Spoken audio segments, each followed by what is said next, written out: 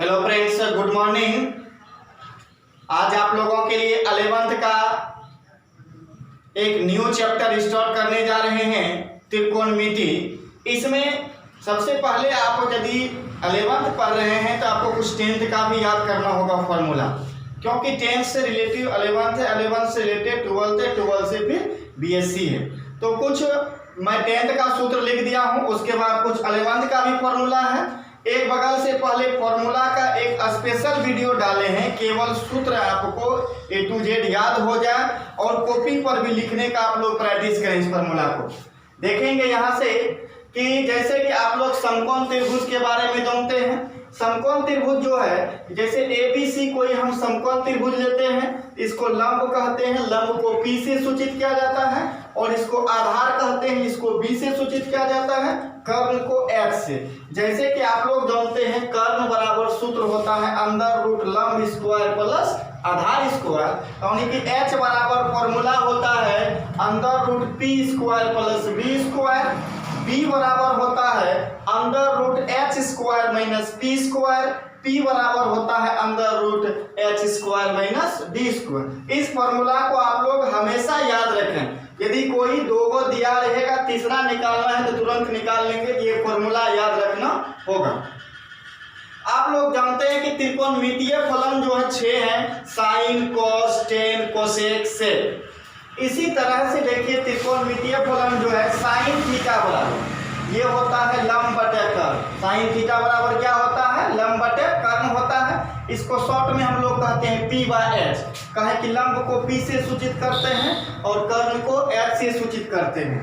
cos theta बराबर formula होता है आधार बटे कर्ण, इसको कहते हैं B/H। क्या कहते हैं इसको? B/H कहते हैं।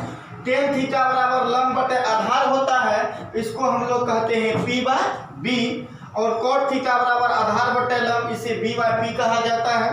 sec थीटा बराबर कर्ण बटे आधार होता है, H/B बोलते हैं इसको। कोसेक थीटा बराबर कर्ण बटे लंब, इसे H/P कहा जाता है। इस फॉर्मूला को जब याद हो जाए तो आप लोगों को पता होगा कि sine theta into cosec theta बराबर 1 होता है। Sine theta into cosec theta बराबर 1 होता है। तो साइन थीटा बराबर पूछेंगे, जो गुना है गुना उधर जाके भाग में बदल जाता है। तो साइन थीटा बराबर यही फॉर्मूला हो गया 1/कोसेक थीटा। कोसेक थीटा बराबर पूछेंगे तो नीचे आ जाएगा साइन। कोसेक थीटा बराबर तब क्या हो जाएगा? 1/साइन theta. cos theta into sec theta बराबर 1 होता है। तो cos थीटा बराबर 1/सेक थीटा हो गया। सेक थीटा बराबर 1/cos थीटा हो गया। देखिए tan theta into cot theta बराबर 1 होता है। क्या होता है देख लीजिए, tan theta into cot theta बराबर 1 होता है। तो tan थीटा बराबर कहेंगे तो 1/cot थीटा हो गया। इसी तरह से हम लोग देखिए दूसरा फॉर्मूला पढ़ते हैं, sine square theta plus cos square theta बराबर 1 होता है। ये देखिए प्लस है, प्लस उधर जाके क्या हो जाएगा? माइनस। तो यह साइन स्क्वायर थीटा को रखे हैं, उधर गया तो हो गया 1 माइनस साइन स्क्वायर थीटा, इसका फॉर्मूला बन गया। कॉस स्क्वायर थीटा बराबर हो गया 1 माइनस साइन स्क्वायर थीटा। अब दूसरा फॉर्मूला लेते हैं, sec square theta minus tan square theta बराबर 1 होता है। सेक स्क्वायर थीटा बराबर 1 प्लस टेन स्क्वायर थीटा हो जाता है। टेन स्क्वायर थीटा बराबर सेक स्क्वायर थीटा माइनस 1। दूसरा फॉर्मूला है cosec square theta minus cot square theta बराबर 1। यह माइनस है, उधर जाके क्या हो गया? प्लस। यदि आपको सेक स्क्वायर थीटा बराबर फॉर्मूला पूछेंगे तो आपको ये बताना है 1 प्लस कोट स्क्वायर थीटा। इसके नेक्स्ट देखिए, जैसे कि साइन 90 डिग्री माइनस थीटा बराबर होता है cos theta. Sine 90 degree minus theta बराबर क्या होता है? कोस थीटा होता है। कोस 90 डिग्री माइनस थीटा बराबर साइन। याद रखना है, साइन का रिलेशन कोस से है, कोस का रिलेशन साइन से है। Tan theta, ten 90 degree minus theta करेंगे, टेन का क्या हो जाएगा? कॉट। लेकिन कोसेक थीटा माइनस 90 डिग्री करेंगे तो यहाँ सेक थीटा होगा। यदि आप सेक 90 डिग्री माइनस थीटा कीजिएगा, इसको हम लोग लिख सकते हैं कोसेक। जब साइन का कॉस है तो कॉस का साइन है, टेन का कोट है तो कोट का भी टेन होगा। उसी तरह से कोसेक का सेक से रिलेशन है तो किससे हो जाएगा, कोसेक से। दूसरा फॉर्मूला देखिए, यहाँ तक आप लोग शायद जानते होंगे। इसके आगे जो है कि एंगल को मापने के लिए मुख्यतः दो पद्धति का यूज करते हैं, रेडियन और डिग्री। आप लोग 10th में डिग्री पढ़ के आए हैं, लेकिन अब उसी को थोड़ा दूसरे फॉर्म में रेडियन में हम लोग सीखेंगे। जैसे कि देखिए एक फॉर्मूला है कि रेडियन माप बराबर एक फॉर्मूला होता है π/180 इंटू डिग्री माप।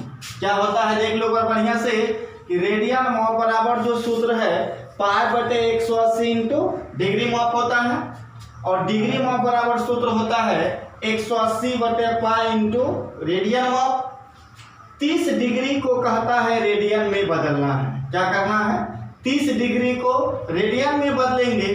कितनों भी डिग्री को रेडियन में बदलने के लिए कहेगा 30, 45, 60, 90, 1 लाख, 2 लाख, तो आपको सिर्फ ये फॉर्मूला याद रखना है कि रेडियन माप बराबर जो होता है π/180 इंटू डिग्री। जितना डिग्री का कहेगा ना यहाँ बैठा देंगे, आपका आंसर निकल जाएगा। देखिए 30 कह रहा है तो 30 बैठाएंगे, ये 0 0 कट गया 0, ये छेदिया कितना हो गया 18, ये आंसर निकल गया π/6। इसी तरह 30 डिग्री को हम लोग अब रेडियन में पढ़ेंगे तो क्या बोलेंगे उसको, π/6। 60 को कहेगा तो 60 का निकाल देंगे। जितना का भी निकालना है इस फॉर्मूला को आप लोग हमेशा याद रखें कि रेडियन माप बराबर π/180 इंटू डिग्री माप होता है, कटा के निकाल दीजिए। एक टेबल बना दी है आप लोगों को कि ताकि दिक्कत नहीं हो समझने में। डिग्री 30 डिग्री को रेडियन में क्या कहते हैं, π/6। 45 डिग्री को π/4। 60 डिग्री को देखिए π/3। जब इस पे आप निकालिएगा ना तो आपको समझ में आ जाएगा। 90 डिग्री को क्या कहते हैं, π/2। 180 डिग्री को π और 360 को 2π। अब जो 11th है उसमें आपको ये मिलेगा रेडियन।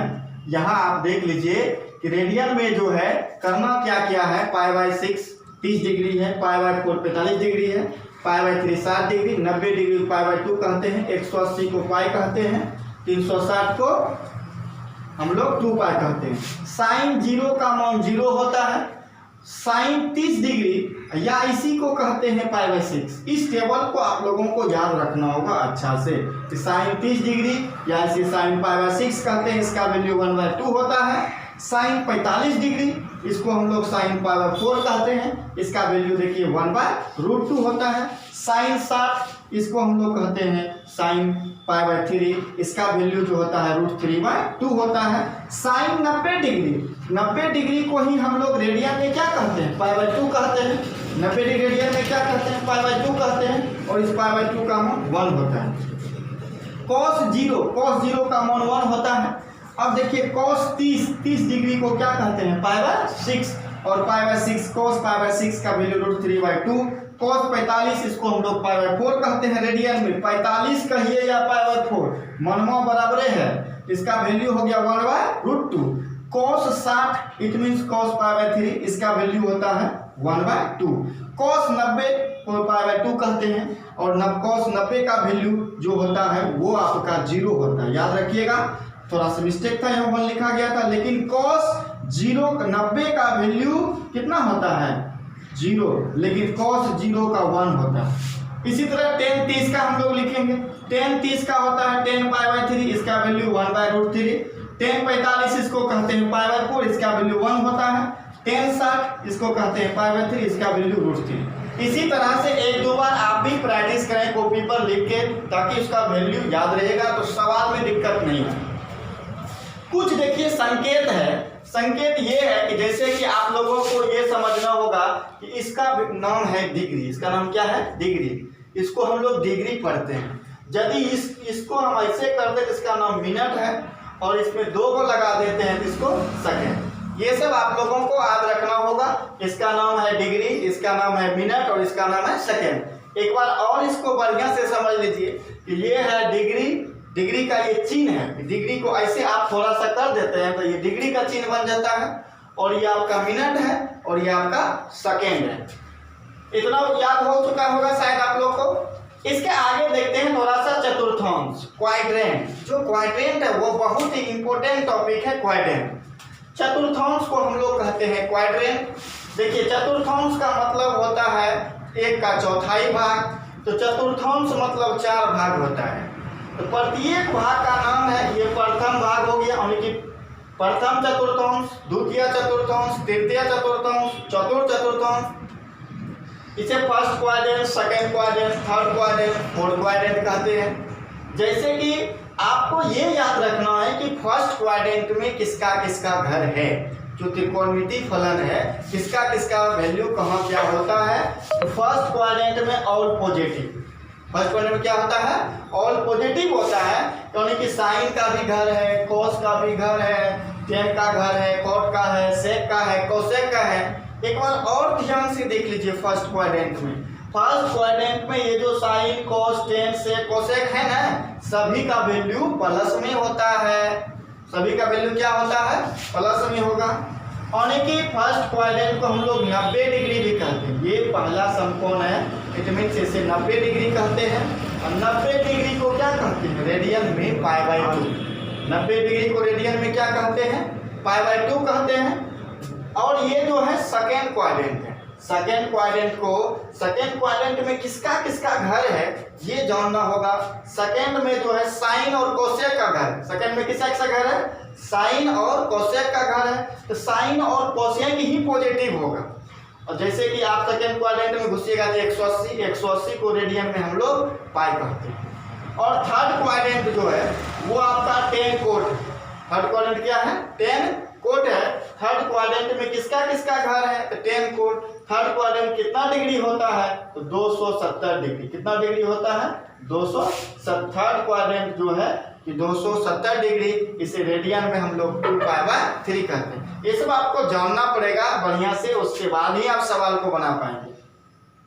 फोर्थ क्वाड्रेंट में देखिए ये 360 डिग्री होता है, फोर्थ क्वाड्रेंट में क्या हो जाता है, 360 डिग्री होता है। और इस 360 को हम लोग ऐसे याद रखते हैं कि 2π कहते हैं, 360 को क्या कहते हैं, इसको हम लोग 2π कहते हैं। और फोर्थ क्वाड्रेंट में किसका किसका घर है, देखिए फोर्थ क्वाड्रेंट में जो है ये कॉस और सेक का घर है, फोर्थ क्वाड्रेंट में किसका घर है, कॉस और सेक का घर है। जैसे कि आप लोग जानते हैं कि चतुर्थांश में ये 360 डिग्री का होता है, और इसमें जो घर है कॉस और सेक का। इतना फॉर्मूला आपको एक साथ दे दिए हैं। नेक्स्ट वीडियो में आप लोगों को सवाल हम प्रोवाइड कराएंगे। इसके लिए धन्यवाद।